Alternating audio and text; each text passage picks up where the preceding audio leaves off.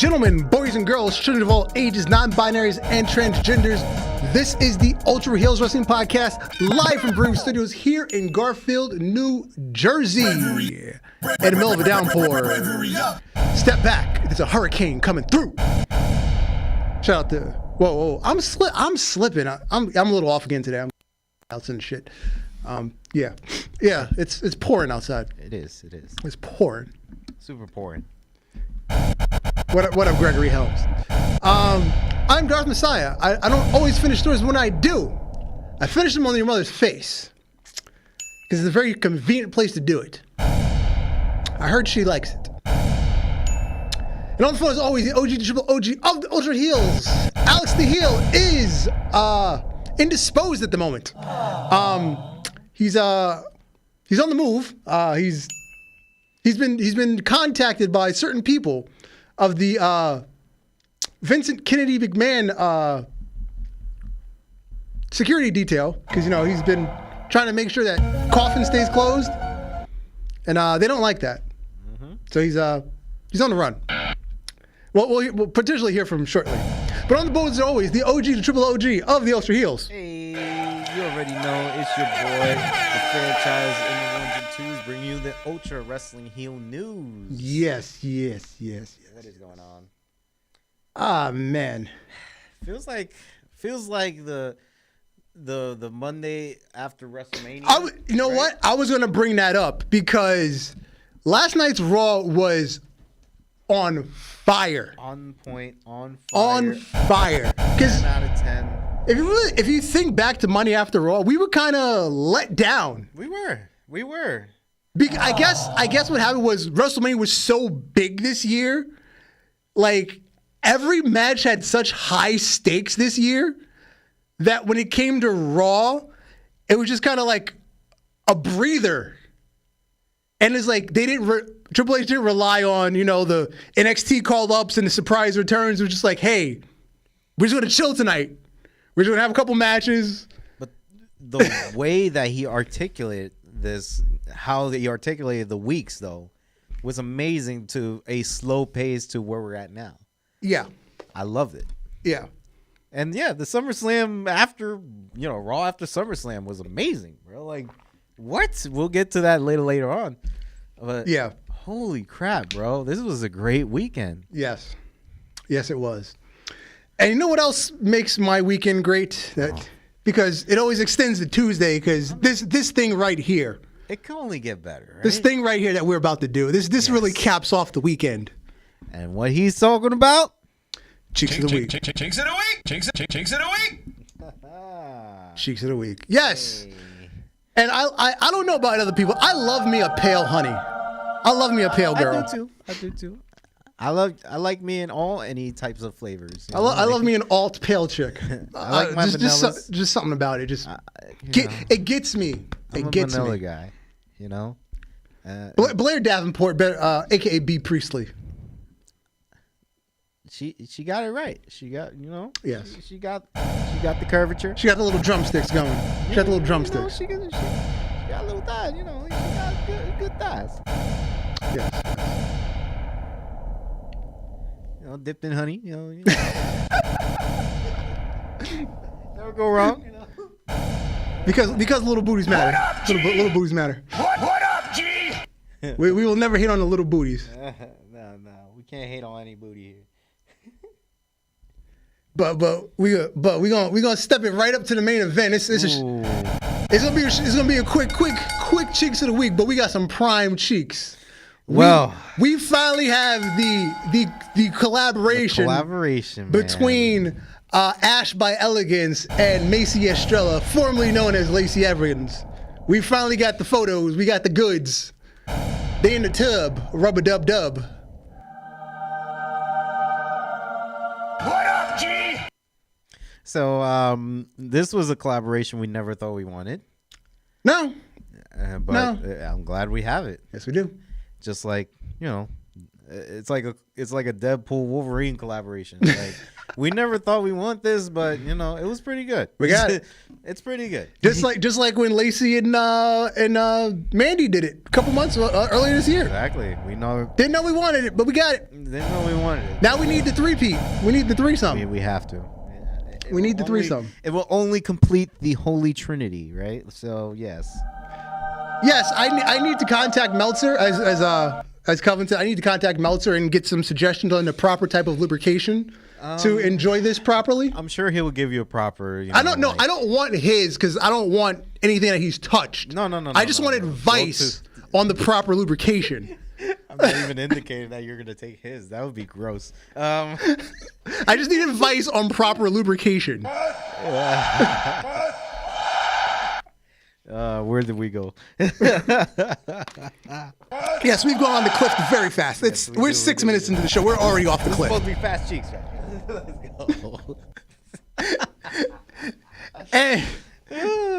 And to continue Okay. with the theme of the collaboration, they had another outfit that they wore, and then I found some stuff on each of their pages too that they were promoting.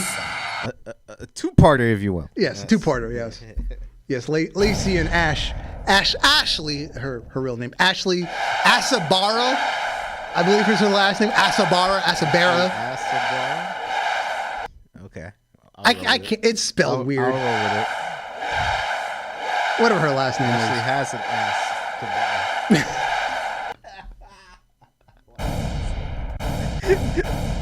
Yeah. Ashley Asbara, Asabara, whatever her last name is.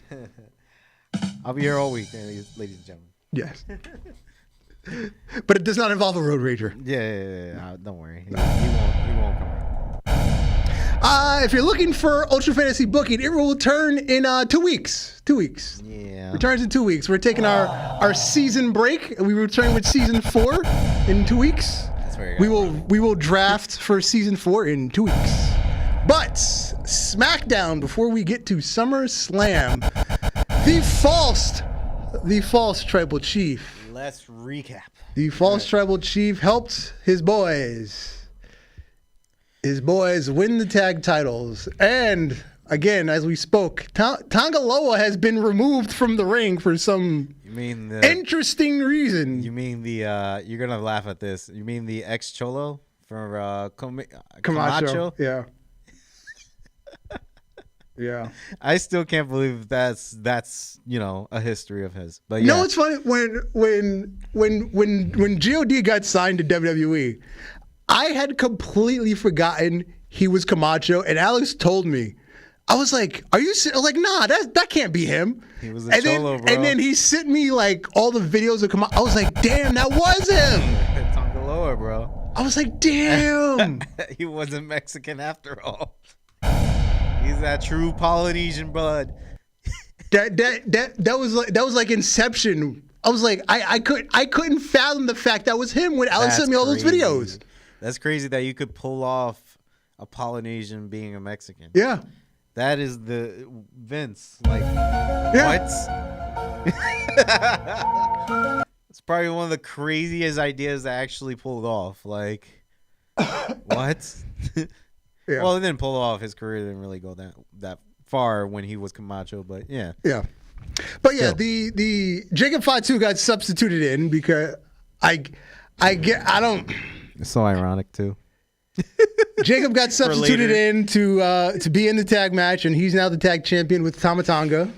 For whatever reason, I'm not going to make any accusations, but for whatever reason, it's now Tama and Jacob as the tag team, and Tonga's outside with Solo on the floor. It's just so funny though, but that Jacob literally just debuted like 2 weeks. No, it's been over a month. 2 weeks? No, it's been over a month. It's been over a month. With Jacob? Yeah, it's been over a month. It has been? It's been over a month. Still, this guy got a title already. Yeah. This guy got a title already. Same as Tonga Loa. Like, Tonga Loa was 2 months, but like, dude, this happened very fast. Because you gotta remember, he's already been in a pay-per-view. He was at the last pay-per-view already. Tonga, yes. No, with Jacob. He was. What was the last? Jacob favorite? was so fast, bro. Like you gotta admit, Jacob was fast. Yeah, but come on now. I mean, Come on now. I know he was gonna get it, but the thing is, like, how? Come on now. This Come on now. bloodline storyline, bro. Come on now. Okay, you got me. But yeah, so I know how. but I find it fitting that the false prophet that is Solo Sikoa, he took the tag titles for Micro himself, and he posed with them rather than the boys posing with them. Micro Mini Chief over here. So Roman didn't do that. No, Roman never did that. no. Even when he was a heel, he never took everybody's titles and just put it on him. Yes, So Solo was a little excessive. yes. Yep. And now let's skip straight to the main event of SummerSlam. Yeah, let's do that. Because our Once to the sky, please, because your real, original Tribal Cheif is here. And we got the babyface pop we've been wanting for the last 11 years. Yes. Has it been? Has it been that long? 11, 12 years? Well deserved. And it's well deserved. It's like It only took 12 years to get it right. yeah, three whole reigns as a champion, and a couple reigns here and there. It only took a while. It only took losing to Brock at WrestleMania 3 times to get it right. Yeah. Losing the Taker. No, he beat Taker. He beat Taker, and then And got booed. he got booed. He got booed. What else? Beat Cena, got booed. Getting beat the hell out of by Braun Strowman at that time. That was in the beginning of that. Yeah. Who else is he beaten or lost? No, it's AJ Styles.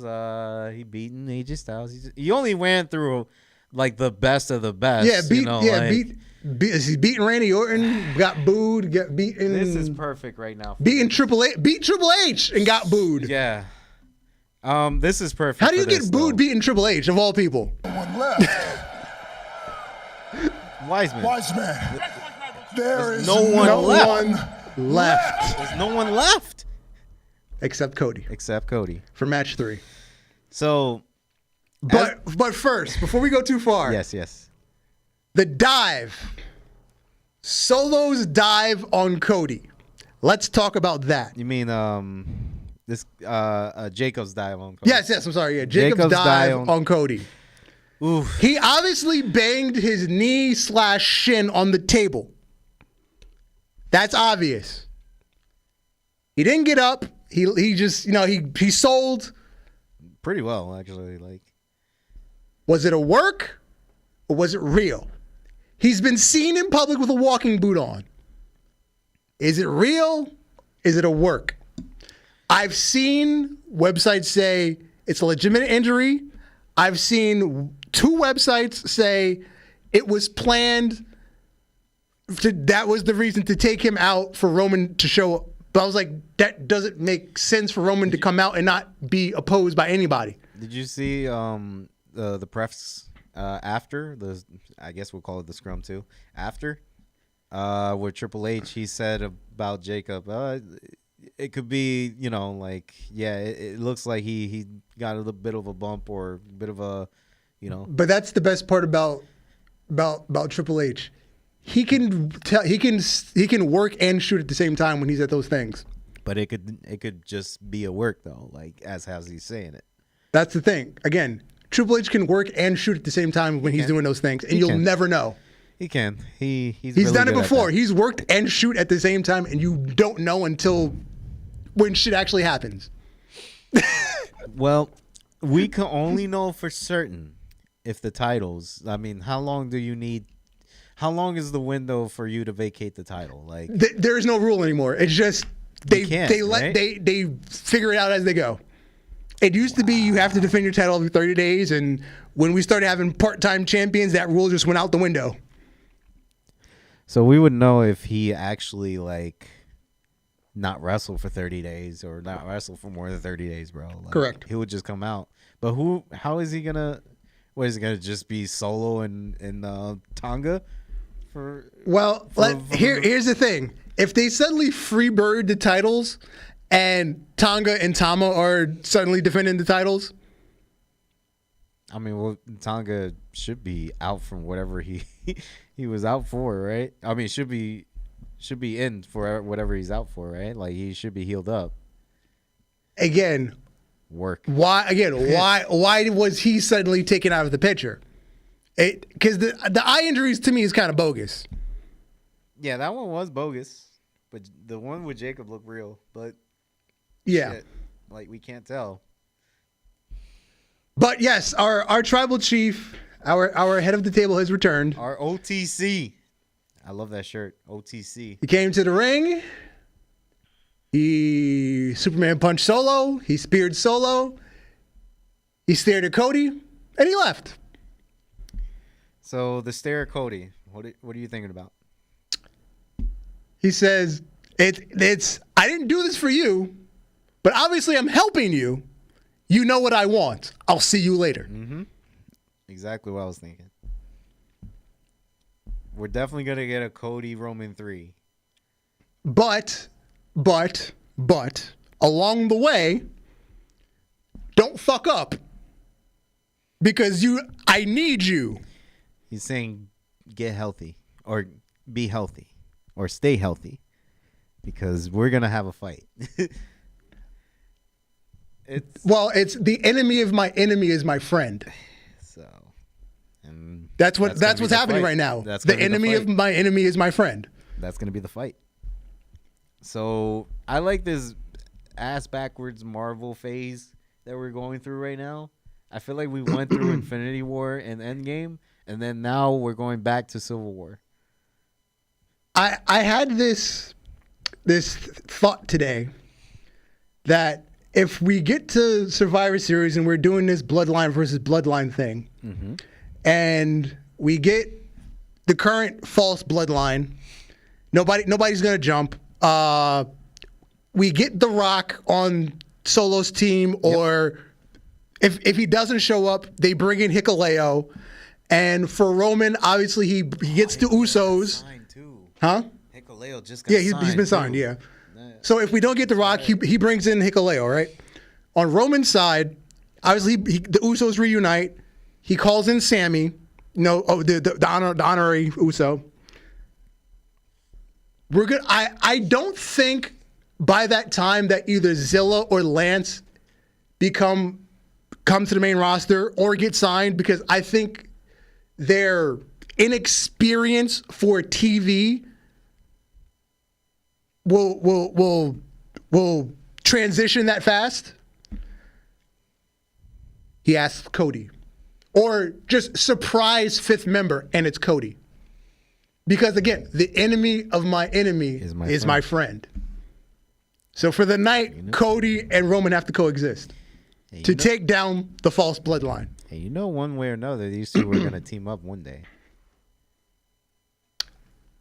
It sounds like a good story.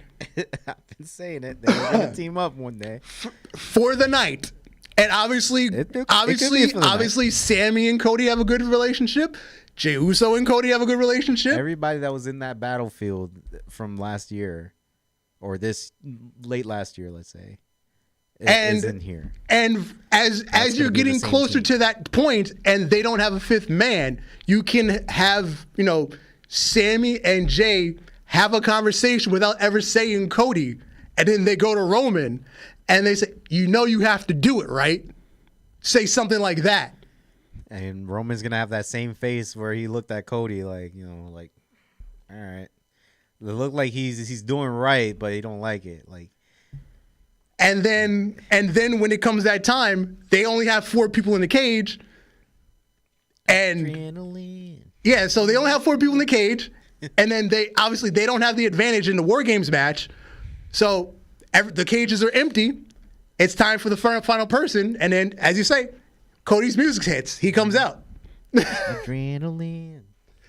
You know who's right? You know who's right beside him though? I'll pull out the Glock. We haven't even talked about that man's return yet either. Oh yeah, Arn, man. Oof, when I saw Arn, I was like, yeah. I pull out the Glock. Now this is in WWE. I pull out the Glock. And he brought his Glock with him, not you. He probably did have it in his bag. He probably had it in the bag. He got it. Glock. He probably had it in the bag. I ain't even going front. He probably had that shit in the bag. When he said, when he was walking Pharaoh down for the last time, because this was Pharaoh's last event. Yeah, because Pharaoh's getting old. He's getting older. He's 13 years old. Yeah. Dog should be living in the house, for the rest of his life now. Yeah. But I got to put him out the pasture. Yeah. He said that he said that he had some special friends. Mm-hmm. What if he was talking about the Glock, man? I have special friends. I pull out the Glock. That trusty Glock 19. I couldn't resist. 16 bro. in the clip, one in the chamber. When I saw Double A, man, bro, like, all I was thinking about was the Glock. I got 16 rounds for 16 clowns. And they all my special friends. I could definitely help you tonight, Cody. I pull out the Glock. What up, Israel? But yeah, it was obviously a special moment to see the Tribal Cheif come back, and this whole pay-per-view was great. I ain't gonna lie. Yeah. This whole pay-per-view was great. And let's flip back around to the opening match where Daddy Dom told Mami, Well, peace. didn't act like we didn't see this coming. When we talked last week, I was so convinced that he would screw Rhea but wouldn't join Liv. He was right. Yep. He was right. Yep. He was right.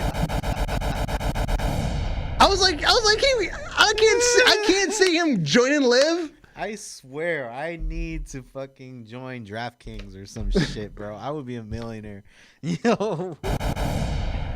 Dude. But I called the part was like he's going to do the thing where he wants to help Rhea, but he screws up. That part I called. Did call that. I did see that, and I was like, you know what? We both called this shit because this shit came out exactly how we said it last week. I got half, you got half. Yeah, exactly. So we'll both take parts of this. WWE, Triple H, where's our money? Send some to Alex Hill. We don't know where he's at right now. But then Buddy Matthews, TK, can I help Mami real quick? Oh, I can't wait. And unfortunately, he just re-signed with AEW, yeah. so he's stuck in the island of irrelevancy. Just coming off the Bloodline story. He's in the island of irrelevancy. The island of You fucking mark. Tony Khan, the island of Khans. But I kind of understand why he would stay there, because if he does come to WWE, that's what everybody would want, is he has to be paired with Rhea and get stuck in the Judgment Day story. And it's bad for both their careers at that point, because neither one of you can shine individually. So yeah, they have to be with that, and Liv being the world champion. Of course, you have to escalate the actual because story. then you run into the Miro and Lana situation where it's just you have to be paired because you're in a relationship in real life. Yep. And it's not good for your career. So I kind of understand why that might be one of the reasons he chose to stay there. And obviously she's a big star right now, and let her shine. So exactly. If that's one of the reasons, I understand.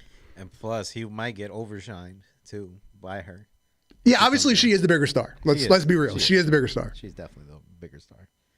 Probably get overshined. No insult by to him, because I think he's great, but obviously she is the bigger star. Even get overshined by Dom, maybe. I don't know. But he's getting cucked by a kid named Dominic. Well, we would like to say rest in peace to the storyline of the Rhea and Dom being together. It was a great storyline. Oh, it's not over. It's not over. Now we get to the next From what we saw on Raw, it's not over. No. It's not over. I'm not saying the story is over. I'm just saying this chapter of the storyline is over. Now we get to the new one. Because the way it's looking, it's not even about Rhea and Liv. We might get an intergender pay-per-view match. Yes. She might whoop his ass. You know who might be the guy for Rhea right now? Like, just to do the intergender match? JD? Yeet. Ah. Yeet. Yeet.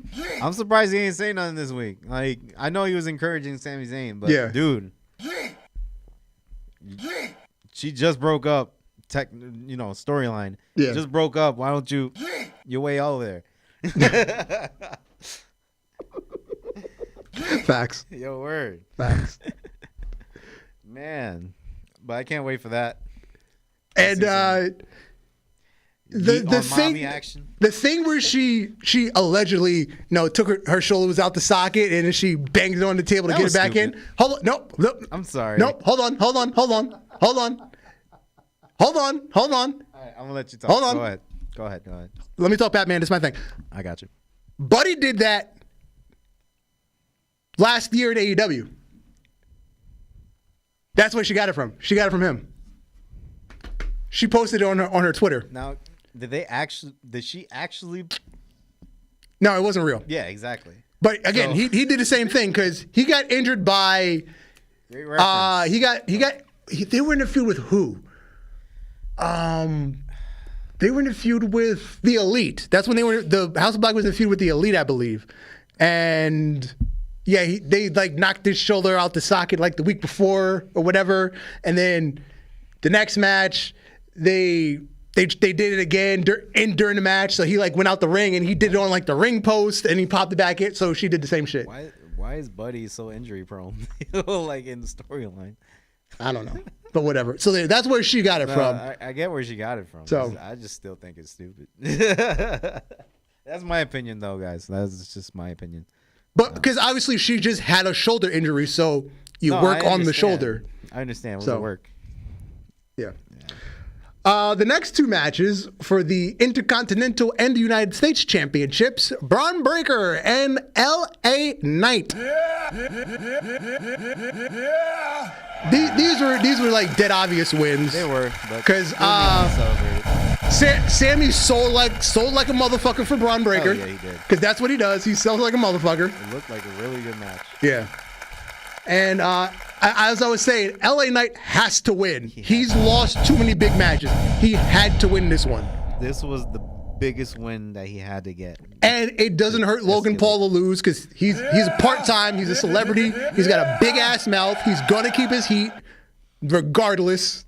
So it doesn't hurt him to lose. I did like the promo when he lost it, though. It was he did a memorial for his freaking His car. his Yeah, and he apparently he's trying to sue him. He sent him a lawsuit. Yeah, that's definitely work. Yeah, obviously, but Which is funny. I like it. again, see, he's keeping his heat. That's what he does. He's I a like it. celebrity with personality and a big ass mouth. He keeps his heat. He stays over that way. But you can't resist the undeniable Kavorka of L.A. Knight. Yeah. I'm so glad he won the title, man. I was celebrating Yeah. big, man. He's my guy, man. Yeah, and then Braun Breaker, everybody's like, "Oh, you won so fast, coming up to the main roster." No, he didn't. He didn't. I don't think he did.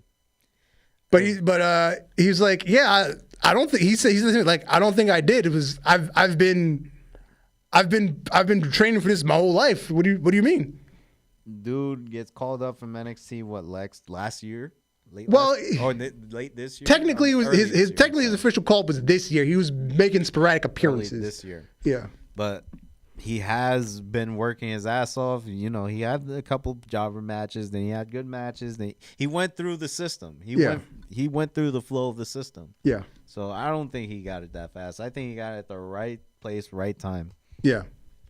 And it's the proper build for a guy of his age and is. his skill level. Because they know he's going to deliver once he has this title. And Mm-hmm. he's definitely going to deliver. That promo was very convincing. Mm-hmm. I love it. And as long as you keep putting him with the right opponents, that's the Exactly. other thing. Don't just suddenly give him somebody that can't, match his skill set. Which we will talk about later on Raw. I think that was a good choice, though. Yeah. But yeah. Yeah. Yeah. So Congratulations, both, of course. Did you realize there was 6 out of 7 title matches? There was a lot of title changes. No, just title matches. I mean matches. I'm sorry. There was a lot of. There was matches. 4 title changes, and then 6 out of 7 matches were title matches. The only non-title match was Punk and Drew. Which. That was the only non-title match. That was And technically, that was for a bracelet. Yeah, it was for a bracelet and bragging rights, and whole lot of issues to and be shiny solved. pants. Yeah. Due to Seth Rollins. Yeah. Then Nia Jax won the WWE Women's Championship from Bayley. And this, for the people that call her, fat and she's so slow and she can't wrestle, fuck you. Fuck you. Fuck you. She's come a long way from being Botchamania. She's come a long way. Not just Botchamania. Botchamania highlights. Yeah. She is the promo queen of Botchamania. Yeah. She's come a long way. She has. She's obviously lost tons of weight. I don't mean tons in a negative way. She's obviously lost a lot of weight. She in her time away, she got in better shape. She obviously trained. You can see a considerable improvement in her wrestling. Yes. Like, people need to be honest. She's never going to be a Charlotte or a Becky. She's never going to be an Awesome Kong. Awesome Kong is by far, to me, the best big woman wrestler ever. She's the Andre. She's the Big Show of big women wrestlers. Nia could be next, though.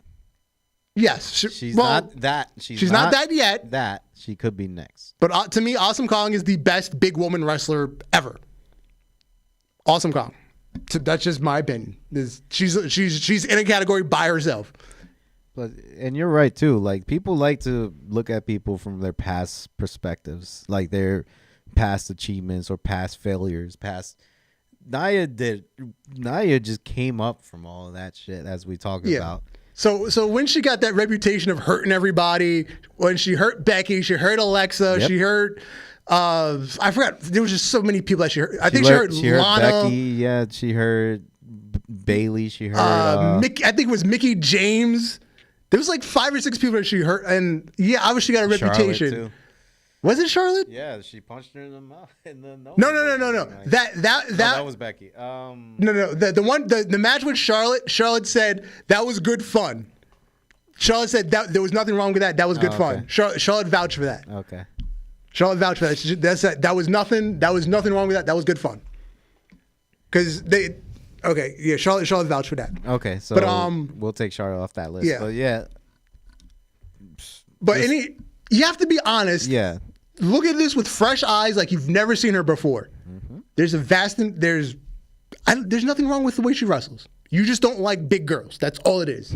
That's your bias against big girls. That's all it is. Facts. And I like the dynamic with Tiffany. Me too. Because like it. When one of them turn on each other, you can't tell who the heel is still going to be when the turn happens. And keep giving Nia PTSD for something that she gave her too. Like that, it's really a double-edged sword here. Yeah, I love it. Because the dynamic of you don't know who's going to turn, who's the heel, who's the babyface, the queen and the princess. It's awesome. In reality, you wouldn't want the Money in the Bank holder next to you if you're the champ. That's the reality. Because I think she's going to encourage her to go cash in on Raw. I think that's what the thing is. I understand if they're taking it at that point because I thought that too. But like, Tiffy definitely don't give a damn. No, she will literally cash it in a heartbeat. You already saw in like 2 weeks. She already did. Nia had PTSD. Yeah. And then CM Punk and Drew McIntyre. What a match. Yeah. Rollins was wearing Diddy's pants too and shit. Like, Take that. Bruh. Yeah, this was a classic. This was a classic. They had like 3 different spots that were callbacks to classics from the 90s. The spot where Rollins was taking the chair away, and then he was going to threaten to swing at somebody. That was SummerSlam. So SummerSlam 96. Kelvin, help me out. I believe SummerSlam 96. Undertaker versus Bret Hart. Bret Hart and Shawn Michaels was the special guest referee. I remember that match. Yeah. So it was a chair shot. The original was the chair shot to Undertaker. And it was dodged by Bret Hart. Yeah. So that was a callback to that. And there was like 2 other spots where they did callbacks. I don't remember what they were, but that's the one I can remember off the top of my head. I remember that one. But yeah, it's this whole feud has just been callbacks to things from the 90s. Yeah. And it's brilliant. Bret Hart. And CM Punk is wearing fucking Bret Hart gear. Even though he wasn't the right person to play that part right now. Correct. Because technically he's the Shawn Michaels, but yeah. Shawn Michaels. Which is ironic because he hated Shawn Michaels, but now they're cool because he's always in NXT fucking helping the talent. I would have gave that role. To Seth, but because he fits that role perfectly. For Shawn Michaels' role, which he is in that role actually. Yeah. The special guest role.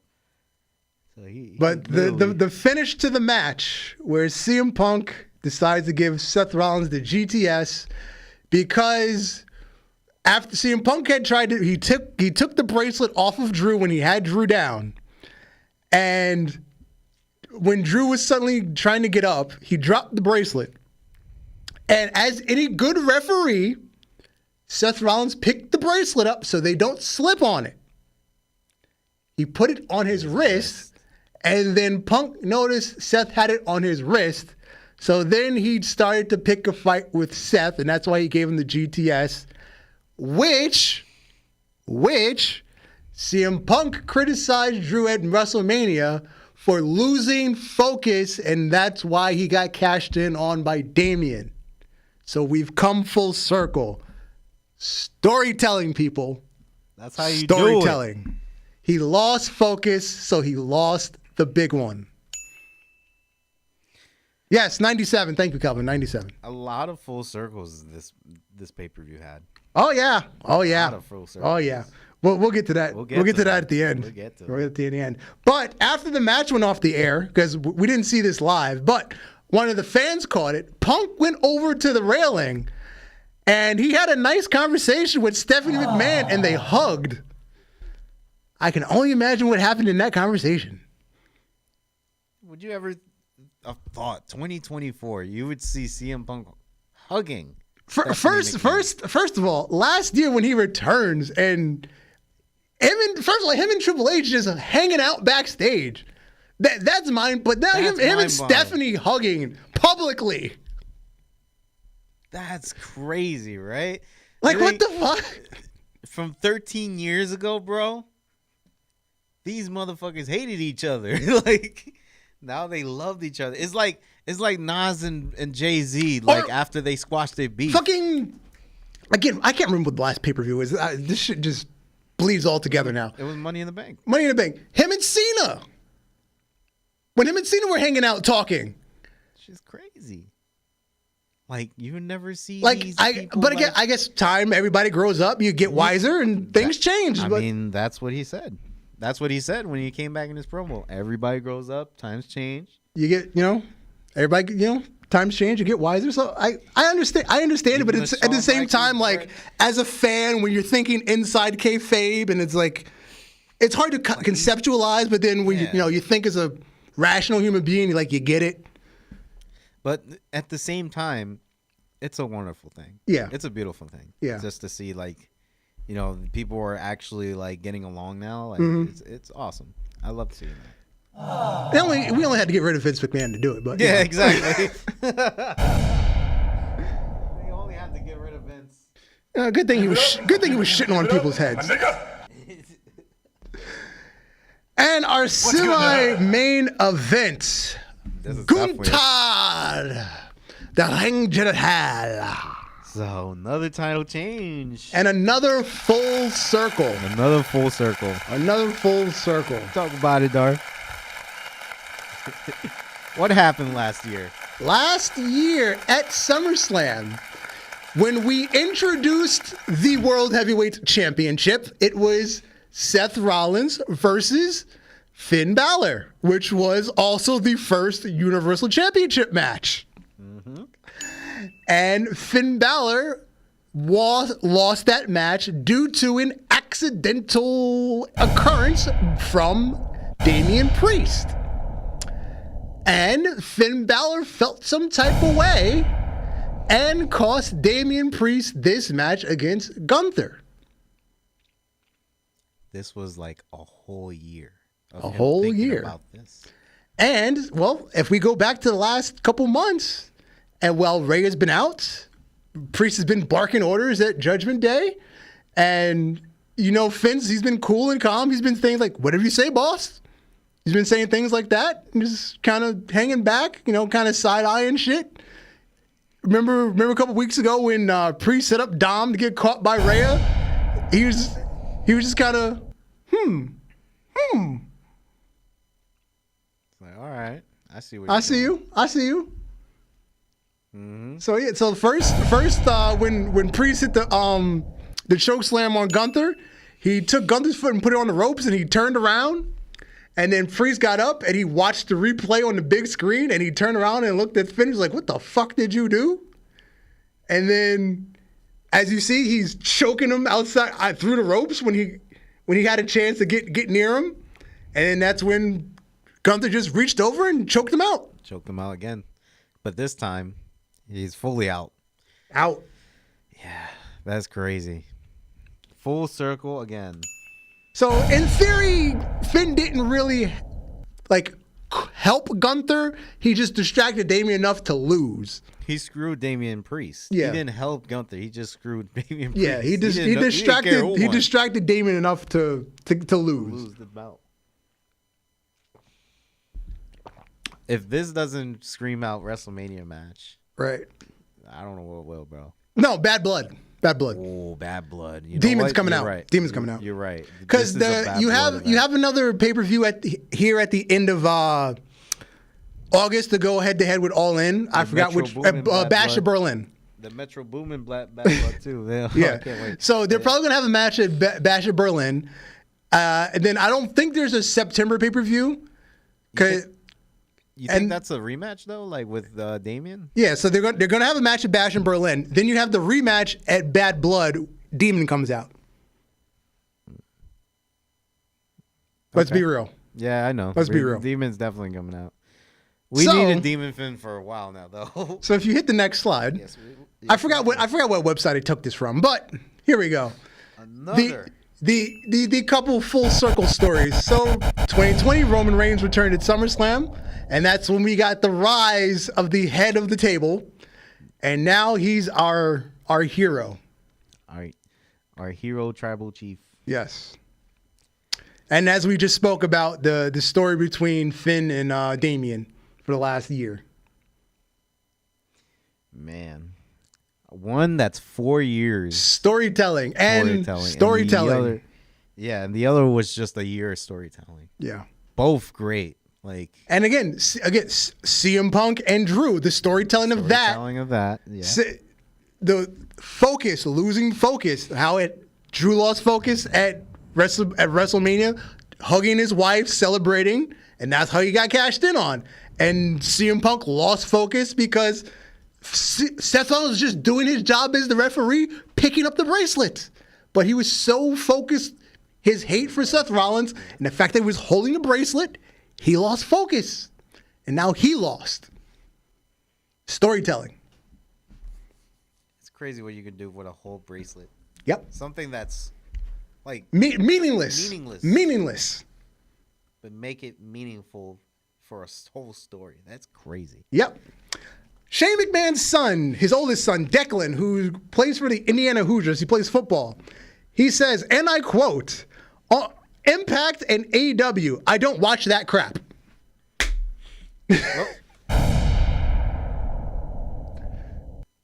Short and sweet. I don't watch that crap.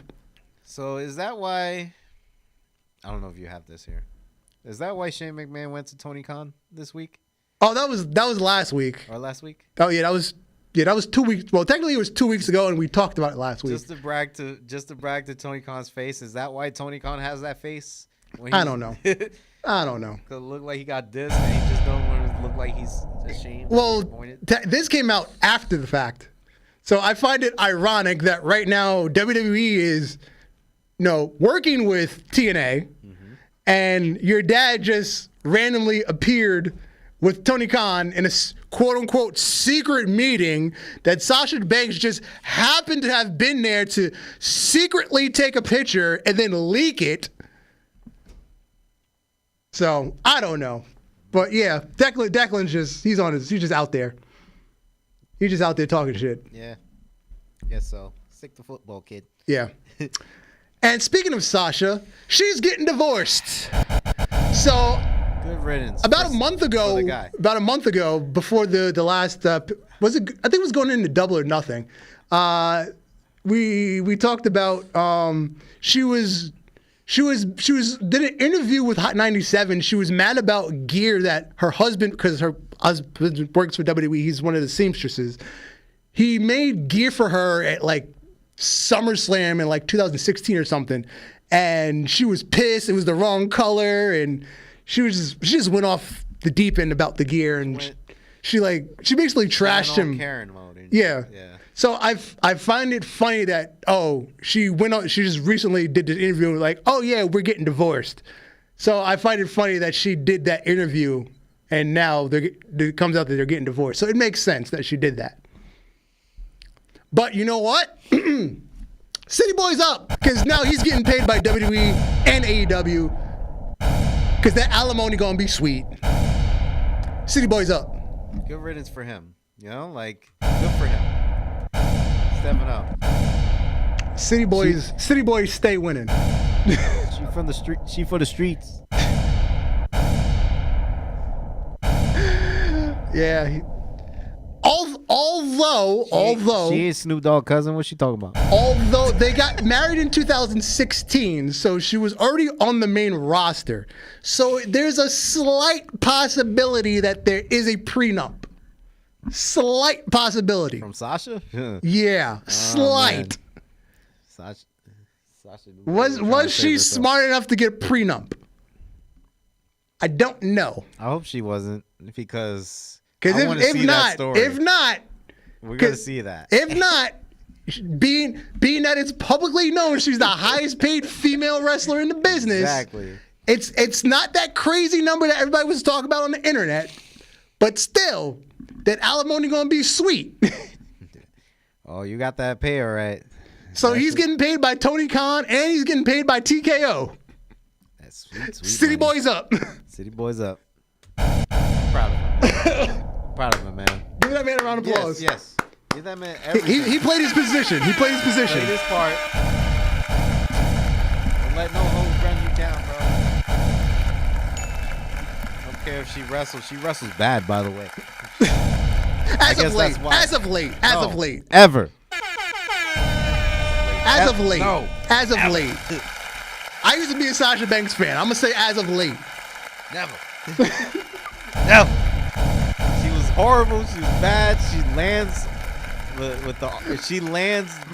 I can't say it on thing. The R word. She lands her R word. RAPEY. Nah. Not that one. Special case.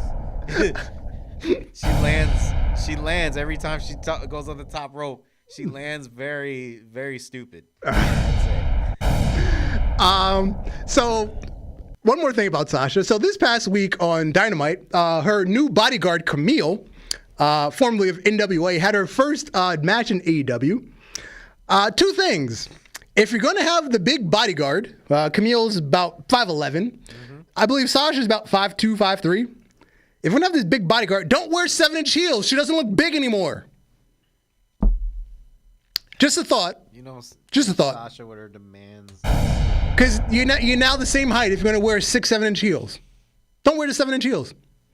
Now I'm not convinced. Now I'm convinced that's her tag team partner. She's no longer your bodyguard if you're the same size. And two, if it was Camille's match, why is she raising your hand? if you have creative control, I'm sure you put that in there for her to raise your hand after winning the match. Okay, Solo. Okay. Yeah, that's some Solo shit. Okay, Solo. Just an observation. Okay, Solo. Just an observation. Don't she wish she was Polynesian? She probably would get a better rep and better talents. Just an observation that I made. Just an observation. Man. Just an observation. Like it was her match. She won, but she's raising your hand. Observation. Anyway, MJF and the American Championship. He cut a promo, and then his opponent for All In, Will Osprey, had a match with Lance Archer. Where the fuck has he been? I don't know. It's been a while since we've seen Lance. It's like he shows up once every 6 months just to make sure he's still there. Just like the rest of the roster that we don't see. Anyway, I guess he's like in witness protection or something. I don't know. You got me on that one. But yeah, MJF is still cutting hell of promos. Hell yeah, hell of promos. Being the man that he is, man. Yeah. Shit. I'm glad he's back. Eh, I'm kind of glad because now it's kind of like rifting yeah. a little bit. But And again, this opened the show. And we'll get to it in a couple minutes. But once again, you had Will Ospreay, MJF, your two biggest draws, opening the show, and then the show just took a nosedive. Yep. Big nosedive.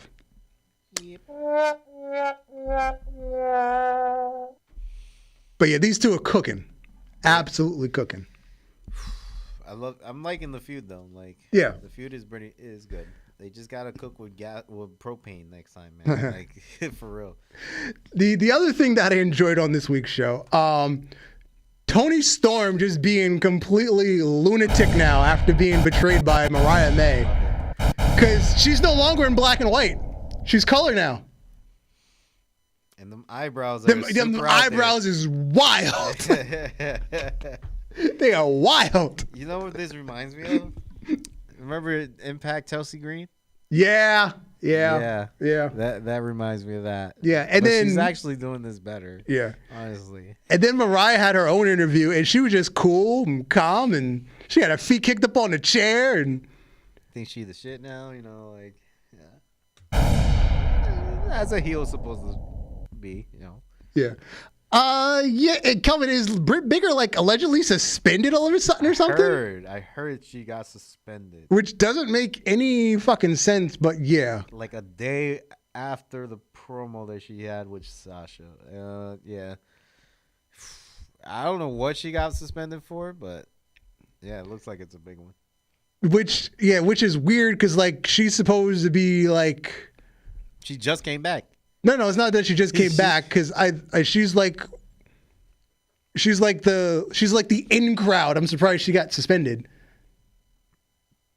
But anyway, it could be a work. It could be something. I don't know. No, I doubt it's a work. But yeah, Mariah is this again. This is another storyline that is cooking. Yep. This is one of the few things that they're doing right in AEW in terms of like long-term storytelling. This is dope. Yeah, Alex just texted me. He fell asleep. Oh. I had a feeling he did. Yeah, it's cool. Yeah, this is fire. I like this. Yeah, this storyline is pretty good. Yeah. So it's going to be a shame that this is coming to an end soon, but yeah, it's... Yeah, but, you know, I definitely enjoyed the moments. And again, I'm kind of upset that they just randomly had the turn happen like that fast. It's like you could have slowed it down because she wins the tournament and then she turns bam that night. You could have spread it out, but whatever. Yeah, we're getting a match. I feel like it did happen abruptly. Yeah. And then let's now shit on AEW. Okay, here, Kelvin said, Kelvin, she's suspended for talking about MJF and Alicia Tout. Oh, yes. Oh, yeah, okay, yeah. Reportedly, MJF punched the wall over a dispute. Okay. Something like that, yeah. Yeah. So. Yeah. I was reading about it right now. So AEW is still having multiple technical problems during their live broadcast.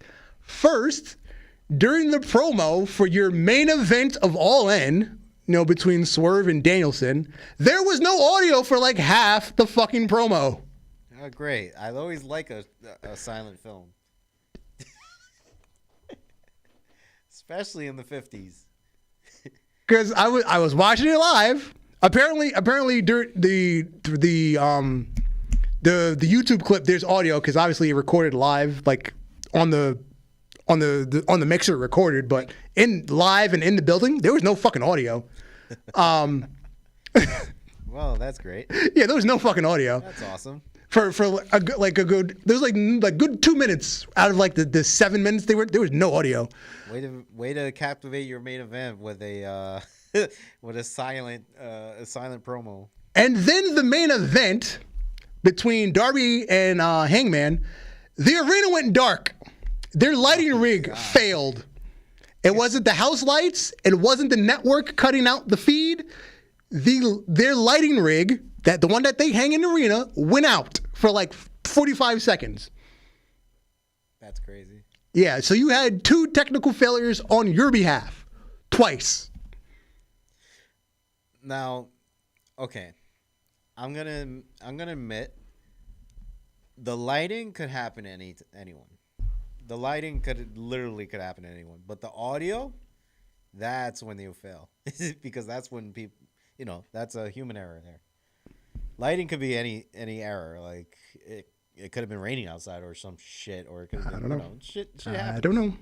I'm trying to give them the benefit of the doubt. We always try to give them the benefit of the doubt. But why do we have to so much? At least I am this week because I never give them the benefit of the doubt. So you know this. I'm actually trying to be nice this week. So the lighting I can understand. The freaking audio, no. I gave WWE that route, that colossal failure of Money in the Bank that they had with their audio and their promos. Yeah. That was bad. But that's once, not once every 2 months. With their case, it's like literally like once every 2 months. There's like a 2 minute like of silence on their show. It's frequent. It's not it's rare for WWE, and it's fixed quickly. You could lose a lot of people, a lot of viewers in 2 minutes. Exactly. That's why in WWE it's 30 seconds max. Yep. Max. When it's literally their fault, it's the TV truck or the crew in the arena, 30 seconds max. Somebody's got it fixed. Yep. This one's like whole 2 minutes, bro. Like you can't even hear what the fuck they're saying. They're just staring at each other. That's the promo. They stare at each other. Yeah. But yeah, the technical failures just are endless. Oh my god. Endless. So yeah, let's get to the ratings. Now, I also ran across this. Ratings from 1999 it was? I forgot when it was. This looks like 1999-ish. So it was Warzone. This got to be like 98. Somewhere around there. Warzone didn't start till like 90, or Warzone didn't end. No. Like the key one is Sunday Night Heat. Do I have the original? Hold on. Do I still have the original? Sunday Night Heat come out in 2000? You're right. It might be 2000 or 2001. So anyway, it's in the Attitude Era. Let's just put it there. It's in the Attitude Era. Yeah. I don't remember the exact year. I didn't save the original post. Yeah, because we're gonna think about it all night and shit. But yeah. So on Monday night alone, so Raw, Nitro, there are exactly 11 million people watching wrestling on Monday night.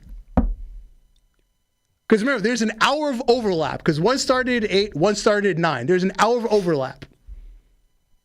So there are 11 million people watching wrestling in one fucking night. So you're saying that 4 million people watched Nitro, and 6.9 million people watch Raw. So that's 11 million at once. Because again, there's that hour of overlap. So 230 people. Wait. So 650 56 people right now watches AEW, or 656K, which is thousands. But yeah, that's how many people watch AEW. Yeah, as the most. Yep. 1/10. Didn't even beat Nitro's numbers. 1/10 from years ago. 1/10. And we're at a new era where we have technology. And stuff. A good episode. A good episode of SmackDown. We've got Roman. We've got like an appearance by like Cena or something. Something else is happening.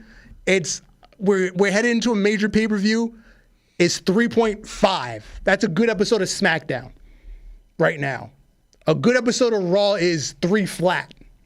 We'll see what happens when we get to Netflix. Apparently the numbers are supposed to go up. I don't believe it, but apparently those numbers are supposed to go up. Thank you, Calvin. Heat came out in 98. Okay, there we go. Cool. So this is 98, let's say. Could be. It's somewhere, again, it's Attitude Era. That's all I know. Because Nitro is still there, and we've got Sunday Night Heat. So it's in the Attitude Era. But damn, bro, like this is... So again, this is, what did I say? MJF and Osprey in the opening segment. Osprey. You lose, what is that?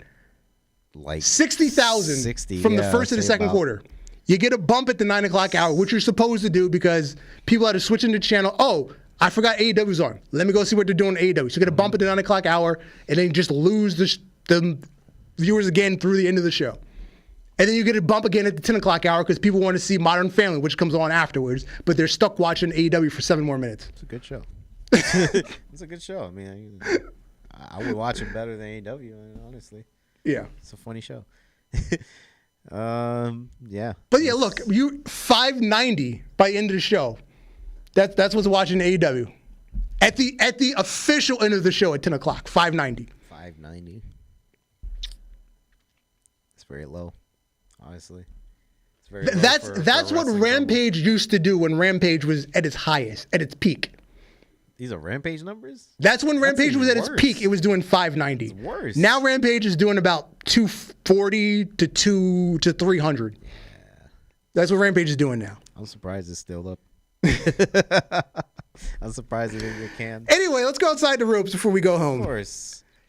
Hanna-Barbera cartoons. This is a good topic. Yeah, Hanna-Barbera cartoons.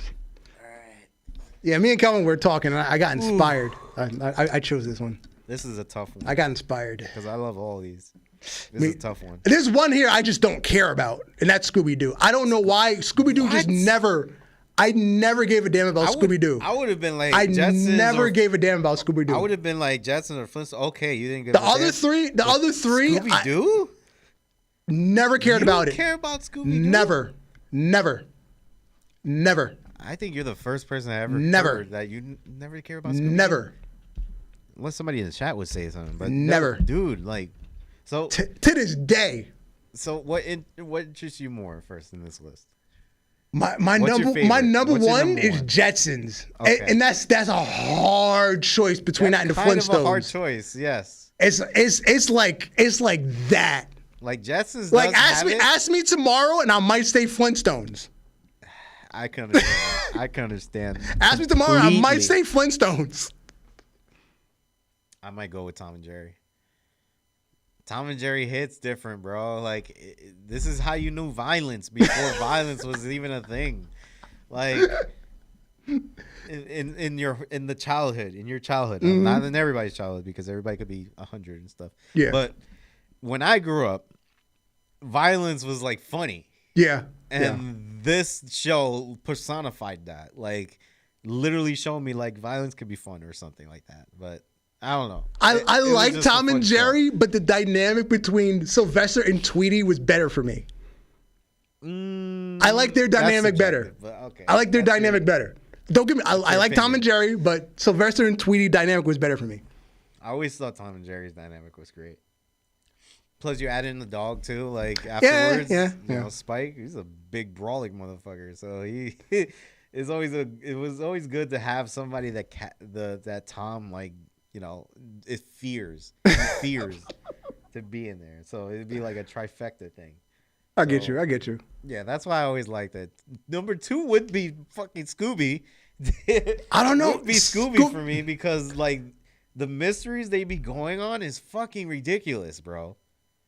I guess I don't like horror movies, and this is like comedy horror, and I don't know. It's kind of that, yes, but like there's different iterations of it, right? And I don't like any of them. Hanna-Barbera, like actual, like I don't like any version of Scooby-Doo. because that one, this one is probably like the best one, unless you count the movies. The movies are actually good. I don't like any of them. Like the Hex Girls, you don't like any. I don't like any of them. Wow, bro. It does nothing for me. Wow, I gotta tell Marv this. I don't like any of them. I gotta tell Marv this for real. But yeah, for me it was Tom and Jerry, Scooby Doo, Flintstones, and then the Jetsons. That's my role. Let's say my role of order. Yeah. Simpler times in life. It was. We had some great cartoons, man. Yeah. Hanna-Barbera, they were freaking awesome. Yeah, the moment SpongeBob came out, I was like, yeah, cartoons are cooked. I mean, SpongeBob has some good animations too. No. Like That SpongeBob was the death of cartoons because everything after that was just not the same anymore. It's not the same, but it kind of. I get what you mean. Tom and Jerry gives us itchy and scratchy vibes on The Simpsons. Yeah, literally, like that's the same thing. They were inspired from that. Yeah. All right, let's get out of here. Alrighty. I have been Darth Messiah signing off for Alex the motherfucking heel, and you, sir. I am the franchise. I'm telling you, good night. Peace. Stay safe. Peace.